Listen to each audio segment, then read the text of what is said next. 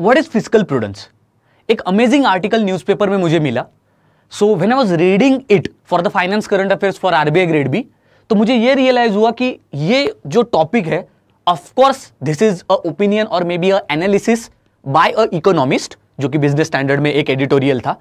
तो उसमें से जब मैंने ये पिकआउट किया, it turned out to be a very good thing to observe. तो अगर आप फिस्कल पॉलिसी में, अगर आपको पता है कि फिस्कल पॉलिसी में होता क्या है, if you know the terms like fiscal deficit, fiscal prudence, so today's topic of discussion is about those things only. So there was a very critical news और मे बी ऑब्जर्वेशन और maybe even analysis हम कह सकते हैं, related to this particular topic only. So news क्या है वो पहले जान लो, और आज के सेशन में हम डिस्कस करेंगे फिस्कल प्रूडेंस होता क्या है, किसी भी कंट्री के लिए फिस्कल प्रूडेंस क्यों इंपॉर्टेंट है, फिस्कल डेफिसिट क्या होता है, what are the different indicators of fiscal prudence, overall थोड़ा सा एफआरबीएम के बारे में, एनके सिंह के बारे में, थोड़े से फैक्ट्स, थोड़े से आपके पास डिजिट्स, ताकि एक आरबीआई में जो फिस्कल डेफिसिट टॉपिक है उसके रिलेटेड आपको थोड़ी इंफॉर्मेशन फ्री की मिल जाए, जो आपको यहां वहां जाके सर्च करने की जरूरत नहीं है. ठीक है, let's move. So the topic today to discuss is that, news ऐसा आया था, if you look at the government's accounts, if you closely look at the government's account, you will find that the fiscal deficit is a term that is because of the low revenues and not high spending.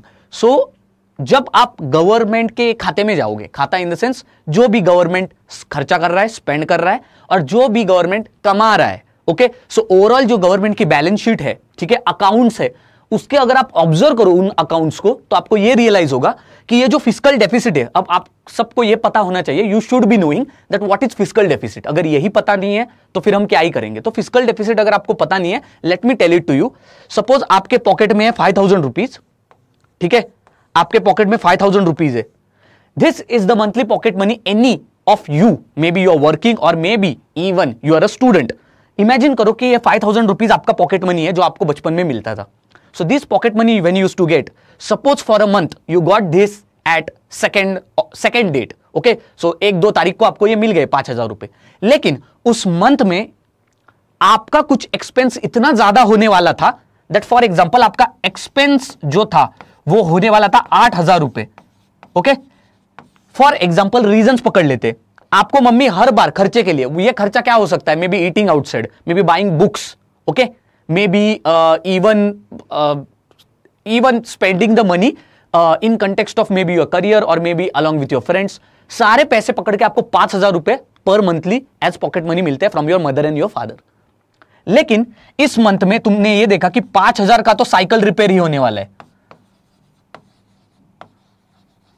5,000 का cycle repair ही होने वाला है, and 3,000 more. This is the minimum amount which definitely you should have for your traveling, for your spending on your food. ठीक है, तो overall expense आपने देखा 8,000 rupees in this month is going to happen 100%. आपके pocket में है 5,000 rupees. So this is nothing but your income, this is nothing but your expenditure. So when 5,000 is the income and 8,000 is expenditure, of course you need extra 3,000 rupees so that you can handle this expenditure which is in excess. This 3,000 rupees you can either borrow it from someone or either you can take it or maybe ask near your parents only. तो आप ये अपने again father mother के पास ही मांग सकते हो कि मुझे 3,000 रुपए एक्स्ट्रा चाहिए, या फिर आप अपने भाई से ले सकते हो, अपने दोस्त से ले सकते हो, या फिर अपने अंकल या फिर किसी भी दूसरे रिलेटिव से ले सकते हो. So this 3,000 rupees which we have to borrow, this gap, okay, this deficit amount, this is called as fiscal deficit when you are looking at government spending. तो कभी भी गवर्नमेंट जब फाइनेंस करता है, तो देखो पूरी एक जो कंट्री होती है, उस कंट्री की इकोनॉमी को चलाने के लिए, to run country's economy, there are 2 important policies which are run down in a nation. एक होती है मॉनिटरी पॉलिसी जिसको आरबीआई कंट्रोल करता है and it looks after only money supply in the economy. दूसरी होती है fiscal policy. Fiscal policy is all about how much money government is spending, how much money government is earning. तो tax से जो पैसा उनको आ रहा है, मे बी इंटरेस्ट से जो पैसा उनको मिल रहा है, मे बी अगर उन्होंने कर्जा दिया है तो, और कितना पैसा वो खर्च कर रहे हैं, मे बी कैपिटल जनरेशन के ऊपर, मे बी एसेट कंस्ट्रक्शन के ऊपर कितना खर्च कर रहे हैं, मे बी पेंशन के लिए कितना खर्च कर रहे हैं. सो इनकम कितना आ रहा है, इनकम कितना जा रहा है. सो मैनेजिंग योर फाइनेंसेस ये होता है आपका फिस्कल पॉलिसी। तो वही जब गवर्नमेंट स्पेंड कर रहा है और गवर्नमेंट कुछ पैसे अर्न कर रहा है, इसमें ये जो डेफिसिट अमाउंट होता है every year during inside your budget, क्योंकि हर बजट में हम क्या डिक्लेयर करेंगे, हम सब अपनी कंट्री के सिटीजन्स को क्या दिखाएंगे, अकाउंट दिखाएंगे कि इतना देखो पैसा हमने कमाया, this is the money which is the income, and this is the money which is expended, that is expenditure. So overall whatever this gap is there in between, the extra money which you need, that is nothing but your fiscal deficit. तो ये fiscal deficit जब हमने count किया या फिर इसके ऊपर जब आप accounts में जब आप देख रहे हो, that time you understand that it is because of the low revenues and not because of the high spending. तो अकाउंट में अगर आप ध्यान लगाकर देखते हो, then you will understand कि गवर्नमेंट का फिस्कल डेफिसिट हाई है, क्यों? Not because of excessive spending, हम ज्यादा खर्च नहीं कर रहे, but rather we are not earning more, so the income which is coming that is pretty low, so low revenues are there for the government. This was the observation. So based on this news, a very important term was there, that is fiscal prudence. If you try to understand what do you mean by fiscal and prudence, as I told you, fiscal, it is related to managing your, it is related to your finances. Okay, fiscal is nothing but your finances, and prudence is nothing but two things. First is pragmatism. What do you mean by pragmatism? And second is conservativeness. So two important terms are there which are associated with prudence. Prudence means actually management. But what is the approach of your management? First is pragmatism. Pragmatism मतलब कैसे होता है? Realism होता है. Pragmatism in the sense जैसे change होगा वैसे हम change करेंगे. So you change, we change. So pragmatism is all about changing yourself according to the situations. ये pragmatism होता है. And conservatism is nothing but where you are using old methods or maybe where you are putting full stop to certain activities जिससे imbalances हो सकते हैं. So rather than being liberal in your fiscal activities or maybe your fiscal decisions, financial decisions, you become little bit conservative in your financial decision. मतलब आप थोड़े से, हम जो बोलते हैं ना कंजूस, हम थोड़े कंजूस हो जाते हैं, ठीक है? So this is nothing but your prudence. So fiscal prudence is your financial management with approach of pragmatism and conservativeness. Okay, so overall ऐसा डेफिनेशन फिस्कल प्रूडेंस का आपको अच्छा मिलेगा नहीं कहीं पर, but just try to understand what is it. It is financial management with approach of pragmatism and conservativeness. ठीक है, अब आगे बढ़ते हैं. Let's try to understand fiscal prudence, the ability of the government to sustain smooth monetary operations and long standing fiscal condition. ये तो आपके article में दिया था, बट एक्चुअली मैंने बता दिया आपको फिस्कल प्रूडेंस होता क्या है. This is the objective of fiscal prudence. मतलब फिस्कल प्रूडेंस करते क्यों है, what is the requirement. It is the requirement क्योंकि हम चाहते हैं हमारा जो गवर्नमेंट की जो खाता है, गवर्नमेंट की जो स्पेंडिंग हैबिट है, गवर्नमेंट की जो इनकम जनरेशन है, वो सब कुछ बैलेंस में हो. हमने एग्जांपल देखा एक स्टूडेंट का, आपका, मेरा, जो 5,000 रुपए उसको पॉकेट मनी मिलता था और 8,000 रुपए वो साइकिल के खर्चे की वजह से उसका खर्चा ज्यादा हो गया, एक्सपेंडिचर ज्यादा हो गया. Imagine this, suppose the same student is there, he is having 5,000 in his pocket, but tomorrow suppose he goes to a pub और maybe to a lavish restaurant और उसका खर्चा 30,000 रुपए हो जाता है, right? What is his financial condition in this situation compared to the previous one? दोनों situations में उसके ऊपर कर्जा है. पहली सिचुएशन में साइकिल की वजह से 3,000 रुपए एक्स्ट्रा कर्जा है. दूसरी सिचुएशन में उसके रेस्टोरेंट में जाने और पब में जाने की वजह से क्या है, उसके ऊपर कितना कर्जा आ चुका है, फ्रॉम 5,000 इट इज 30,000, एक्स्ट्रा 25,000 का कर्जा है. Is it manageable? Is it a good financial health? Is it a good financial system and management? No. तो यही अब सिचुएशन उस लड़के की जो हमने की, वो कंट्रीज पे अप्लाई करके देखो. कंट्रीज कभी भी, किसी भी कंट्री को अगर हमें चलाना है लाइक इंडिया, तो ऑलवेज रिमेंबर, इतना बड़ा देश, this much big economy of huge size with huge population and huge expenditure. किसी भी कंट्री में एक्सपेंडिचर सबसे ज्यादा होते हैं, क्योंकि किसी भी देश का, किसी भी गवर्नमेंट का, the objective is not just earning the money. The objective is not just making this economy run. The objective is philanthropic also. The objective is also egalitarian also. The objective is also about looking and taking the care of different communities. The objective is about giving pensions. The objective is about constructing the road, constructing hospitals. The objective is about giving services. The objective is about making trade internationally and domestically possible. ये सब करते हुए अगर India इतनी सारी चीजें balance कर रहा है, definitely expenditure will always go beyond income. ठीक है? So for any country most importantly developing countries, you could see that expenditure goes beyond your income. That is why whatever the deficit is there, deficit in the sense extra money is there which is required, this deficit has to be borrowed, and such type of financing in any of the economies, it is called as deficit financing. तो दुनिया के बहुत सारे देश ऐसे deficit financing के ऊपर ही चलते हैं. They always run on deficit financing only. So therefore, when your country is working or running on deficit financing, your economic engine has been run down by deficit financing. So therefore, it's our responsibility कि उस deficit को हम कभी भी एक number के नीचे रखें. So deficit, this fiscal deficit which we are talking about, always remember it is in terms of percentage of GDP. ठीक है, आपका जितना भी GDP है सॉरी, जितना भी आपका जीडीपी है उसके total percentage, in terms of percentage fiscal deficit दिया जाता है. So therefore fiscal prudence is nothing but इसी फिस्कल डेफिसिट को बहुत अच्छी तरीके से मैनेज करना. जब फिस्कल डेफिसिट को अच्छी तरीके से मैनेज करेंगे, ऑटोमेटिकली हमारी फिस्कल कंडीशन और मॉनेटरी ऑपरेशन भी बैलेंस्ड हो जाएगा और हमारी इकोनॉमी अच्छे से चलने लगेगी. Right, so this was the whole topic about. Now it is managing government finances in responsible and sensible way. Sensible way क्या था? मेरा साइकिल का खर्चा आने वाला था तो 3000 रुपीज एक्स्ट्रा क्या हो गया, मुझ पे कर्जा चढ़ गया. Now when I am knowing कि इस मंथ में साइकिल रिपेयर होने वाली है, so therefore I shouldn't be eating outside, therefore I shouldn't be using private transport, I should be using maybe public transports, maybe I shouldn't be eating outside, I should be eating in my tiffin only. ये सारे जब मैं conscious decisions लूंगा, that time this fiscal management would be responsible and sensible.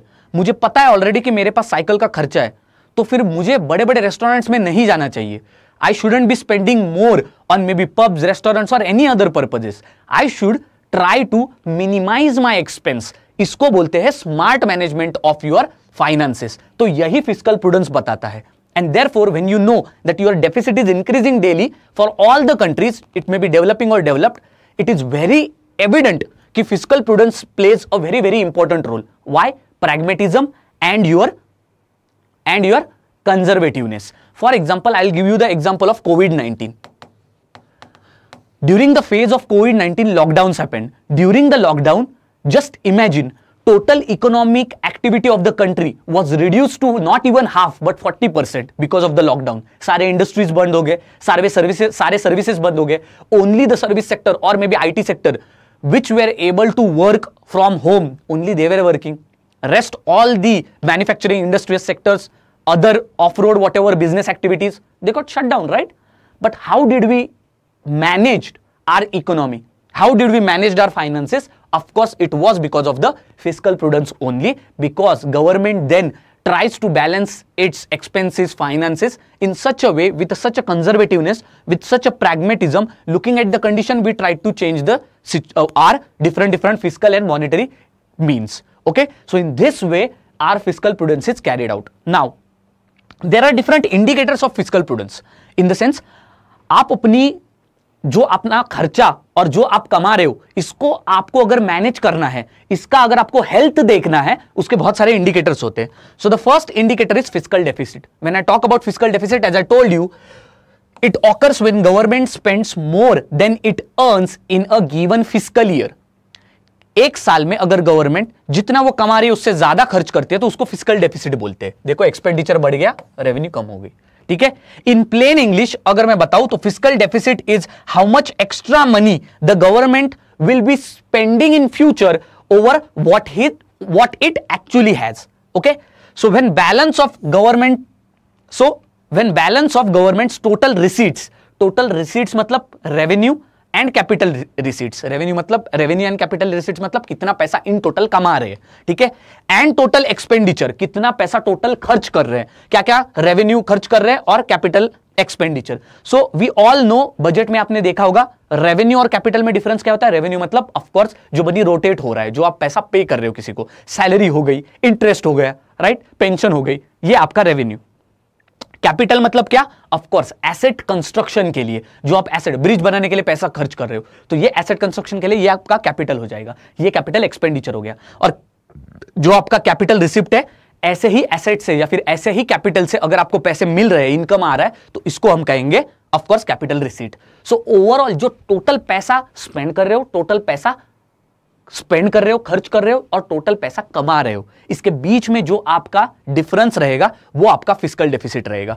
So therefore overall fiscal deficit जब हम बात करते हैं, it shows you that how much extra money government needs to borrow, क्योंकि कल अगर एक्स्ट्रा पैसा मैं खर्च करने वाला हूं, कहां से लाऊंगा? By of course borrowing. So this is the first indicator. So therefore अगर आप फिस्कल डेफिसिट अगर आप देखते हो तो government always try to minimize it. जितना कम हमारे पास वो एक्स्ट्रा पैसा हमें लग रहा है, उतना ही कम हम बोरोइंग करेंगे। बोरोइंग हम कैसे करेंगे? इंटरनल एक्सटर्नल हो सकती है, या फिर इवन थ्रू पब्लिक। ठीक है, तो borrowing internal in the sense RBI से ले लिया, एक्सटर्नल मतलब फॉरेन एंटिटीज से ले लिया, या फिर इवन पब्लिक से ले लिया। Okay, then comes debt to GDP ratio. So overall country में कितना कर्जा है, डेट टू जीडीपी, ये होता है आपका डेट टू जीडीपी रेशियो।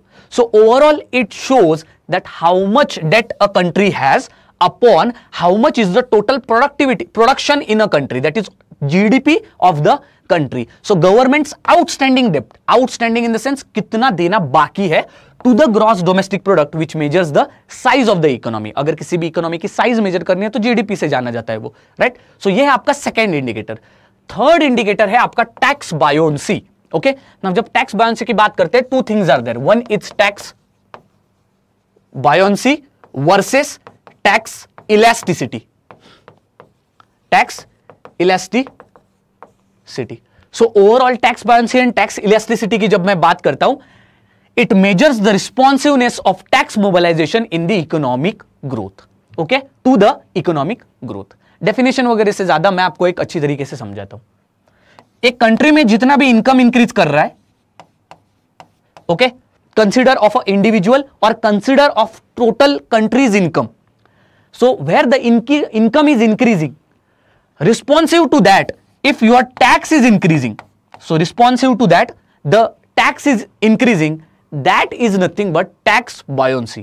ठीक है, so it is responsiveness of tax, आपका टैक्स कलेक्शन कितना बड़ा। ठीक है, सो ओवरऑल आपका टैक्स कितना बड़ा with respect to income increase in the country. आपके कंट्री में इनकम इंक्रीज सपोज 2% होता है, तो इस 2% इनकम इंक्रीज के साथ सपोज 4% टैक्स इंक्रीज हुआ है, तो डेफिनेटली ये आपका हो गया tax buoyancy. So with respect to 2% increase in 2% increase in income, what is the increase in percentage of tax?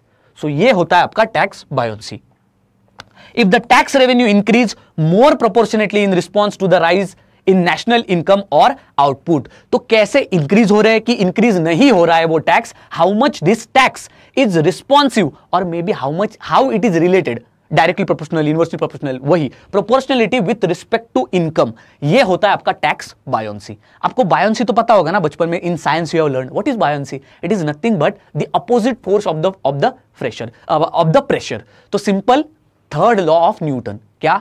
Every action has a equal and opposite reaction. तो उसी चीज में जैसे आपका इनकम बढ़ रहा है, उतने ही रिस्पॉन्स में in the opposite action that is tax, जितना इनकम बढ़ेगा उतना ही टैक्स बढ़ेगा। ये जो रिस्पॉन्सिव, ये दो टर्म्स में जो रिलेशन है वो आपका टैक्स बायोन्सी देता है। लेकिन इधर एक ट्रिक है, जब टैक्स बायोन्सी हम बात कर रहे हैं, the increase in tax with respect to income, it is associated with following some of the activities. First is increase in tax base.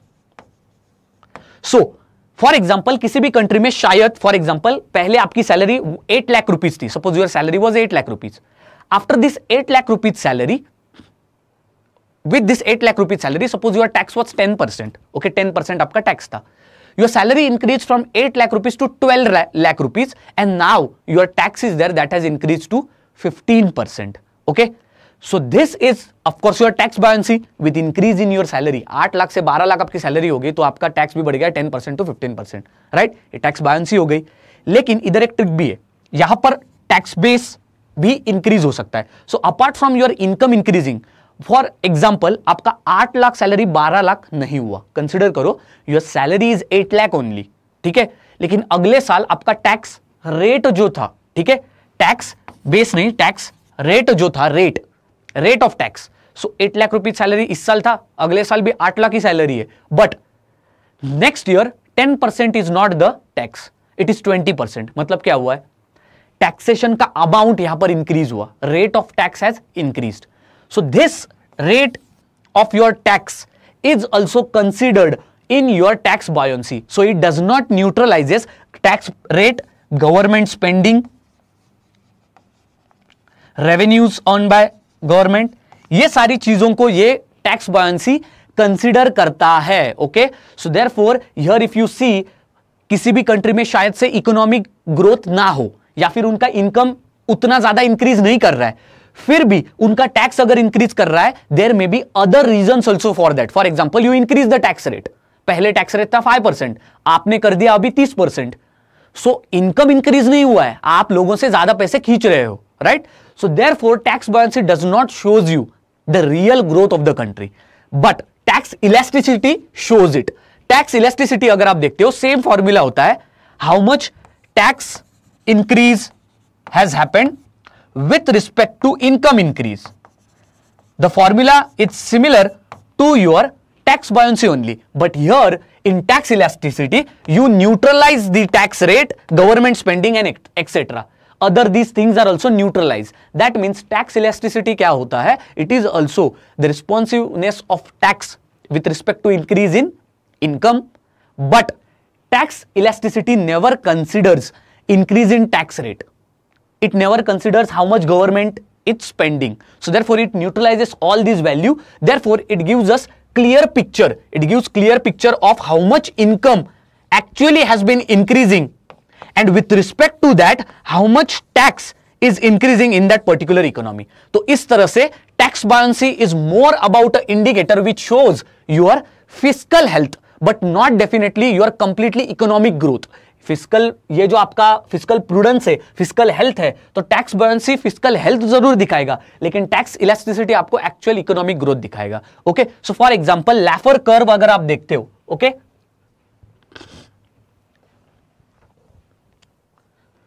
So let's try to show you something. So suppose आप ऐसा एक graph रखते हो, this is the revenue, this is the tax, तो जितना आपका revenue बढ़ेगा उतना आपका टैक्स बढ़ेगा। तो लैफर कर्व शोज दैट, लैफर कर्व ऐसे होता है। तो लैफर कर्व क्या बताता है कि जैसे जैसे आपका रेवेन्यू बढ़ते जाता है वैसे वैसे आपका टैक्स बढ़ते जाता है, लेकिन एक पॉइंट पर आते ही it becomes a maximum value, that is optimum tax rate. So this is the optimum tax rate, और ये जो ऑप्टिमम टैक्स रेट होता है, beyond that if you increase your tax then your revenue will decrease. इसका मतलब एक ऐसा tax का वैल्यू होता है जिसके ना ही तो ऊपर आप टैक्स रख सकते हो ना ही नीचे रख सकते हो। अगर आप ऐसा करते हो तो आपकी रेवेन्यू डिक्रीज होगी, what ever revenue the government is earning, क्योंकि टैक्स किसको देते हैं हम, गवर्नमेंट को ही देते हैं ना, right? So then the main thing to understand here is that for that's why every country tries to keep a basic tax value जिससे उनका इनकम बढ़ते रहे। अगर इंडिया में टैक्स बेस को कंसिडर करें कितना है हमारा, it is less than 6%। Overall tax base जो है it is less than 6%। In 1970s there was also one time जहां पर इंडिया में अगर एक पर्टिकुलर इनकम के अबो अगर आपका इनकम होता है तो 97% आपका टैक्स था। मतलब अगर 2 लाख उस टाइम पे था 1970s में, 2 लाख के ऊपर अगर आप पैसे कमाते हो तो 1 रुपए में से 97 पैसे गवर्नमेंट ले जाएगा और 3 पैसे बस आपको मिलेंगे। This was the situation, okay, but now the governments are trying to keep it at optimum tax rate only. इतना अगर आप ज्यादा किसी से टैक्स लोगे, ऑफ कोर्स देन वो काम करने का मोटिवेशन चला जाता है, क्योंकि अगर मैं बहुत ज्यादा काम करूंगा तो मेरा इनकम बढ़ जाएगा, इनकम ज्यादा बढ़ जाएगा तो जितना इनकम मेरा बढ़ रहा है वो तो आधे से ज्यादा अगर गवर्नमेंट ले जा रही है, then what is the purpose of working? So this is nothing but tax elasticity and buoyancy. So these are the 3 important indicators which show you the fiscal prudence, how fiscal or how your finances are managed. Okay. Now, why do we need fiscal prudence? तो ये आप बाद में भी पढ़ सकते हो, पर मैं आपको शॉर्ट में बताता हूं। To have fiscal stable policy, इसका मतलब क्या है? गवर्नमेंट कितना अर्न कर रहा है, कितना स्पेंड कर रहा है, so how much the government is earning, how much the government is spending. To keep the economy stable and make sure that government doesn't spend more in excess than what it is earning. The same example of the guy which we took. If his expenditure considers cycle expense also of 3,000, he should not be doing expense of more 25-30,000. No. That is a situation where he would be falling into debt crisis or excessive borrowing. And then government again has to pay those borrowings also, right? And who will pay for that borrowing? Again, people only will pay it through taxes. So that is why this much stable fiscal policy or health is required. Then safety net. For creating a safety net which helps in financial crisis. For example, global financial crisis 2008. Okay? तो उस time पे जब भी ऐसा financial crisis आता है, you should have some reserves and whatever the borrowing or may be जो भी कर्जा है आपके ऊपर वो कभी भी कम होना चाहिए, तो ही आपकी फिजिकल हेल्थ ऐसे क्राइसिस सिचुएशन में आप you can handle it. For example, 2008, many of the Southeast Asian countries suffered because of this 2008 financial crisis. From Singapore to Philippines, everybody suffered. But India, if you see, it does not suffer as these Asian countries suffered from the 2008 financial crisis. Now, why this was? This was because we had little bit good monetary policy and a strong financial stance. Okay? Then effective resource management. Government should spend money wisely and not overspend it. कभी भी मतलब जो भी अपनी हैसियत है या फिर औकात है उसके बाहर खर्चा नहीं करना चाहिए. And then it's future recovery plan, it is prepared to handle the financial challenges which may happen in future. COVID-19, nobody knew that it will be a financial crisis, but it was, right? So therefore, for such situations, you should be having a good fiscal prudence. Fiscal prudence and Indian economy, and now this is very, very important for your RBI exam. अगर आप India में fiscal prudence की बात करते हो तो fiscal deficit target for 2024 was 5.9%. Its aim is, so now in 2024, it is 5.9%, close to 6%.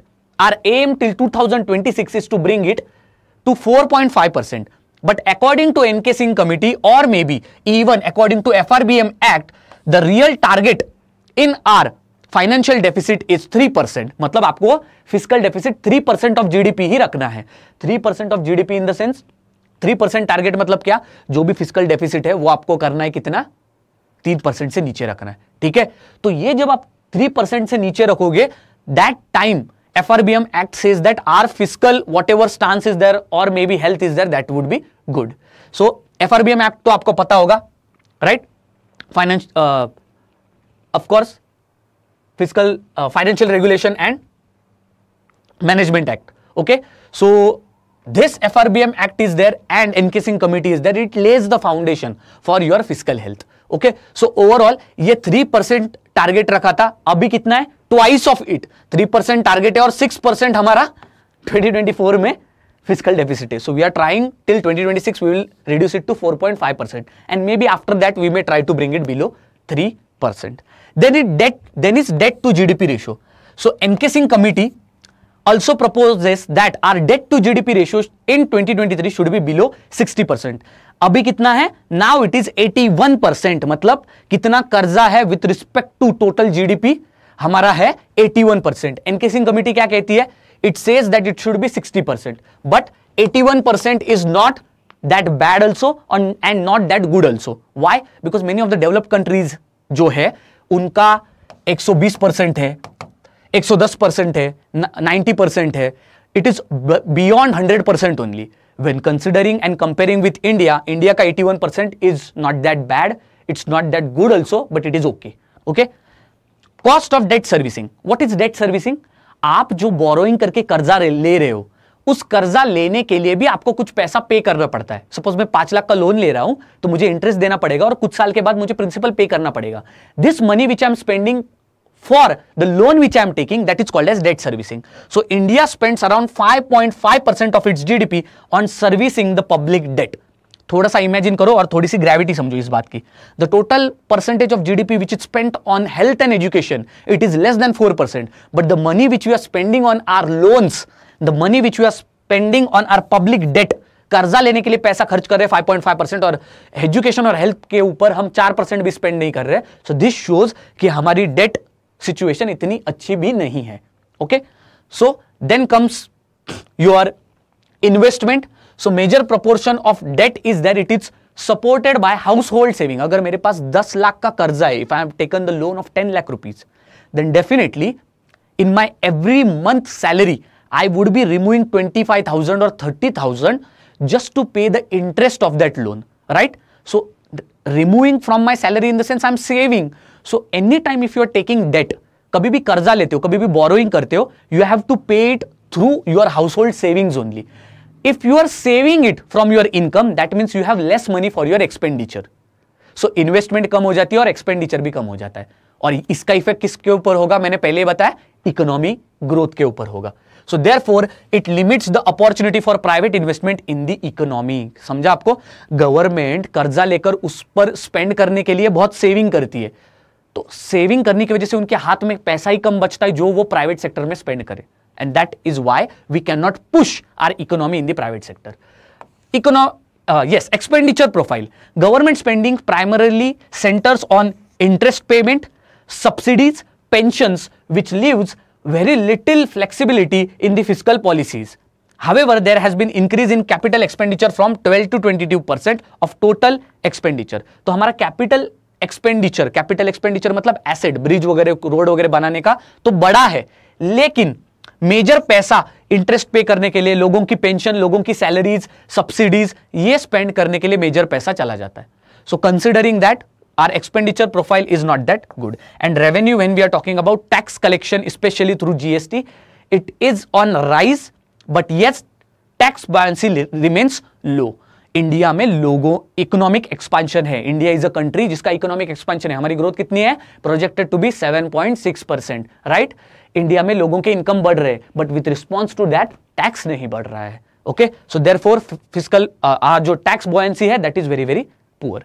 Then India achieves fiscal prudence by enacting FRBM act, जो कि मैंने बताया, related to responsibility and management of your financial management. This particular act is there. The primary goal is financial management for central government. Objective है कुछ नहीं, एक तो transparent fiscal management, equitable debt distribution, मतलब इक्विटेबल डेट डिस्ट्रीब्यूशन मतलब जो भी कर्जा ले रहे हो वो आप इक्विटेबली स्प्रेड कर सको over the time. And long term fiscal stability in the sense, in long term आपके ऊपर कोई भी कर्जे का खतरा नहीं होना चाहिए. What are the different features and main parts of your FRBM? First is medium term fiscal policy statement, okay, which outlines the government's fiscal targets over next few years, short term के लिए. Macroeconomic framework statement जो कि बताता है overall overview of the fiscal deficit, fiscal decisions government is going to make. And then is fiscal policy strategy statement, which gives detailed government strategies for fiscal target. तो overall ये सारी चीजें आप definitely पढ़ सकते हो, which are static things related to your fiscal prudence. So this was all the news about the fiscal prudence. I hope you can read it and have these facts, data along with you, which would be very, very crucial for your RBI Grade B exam. Thank you.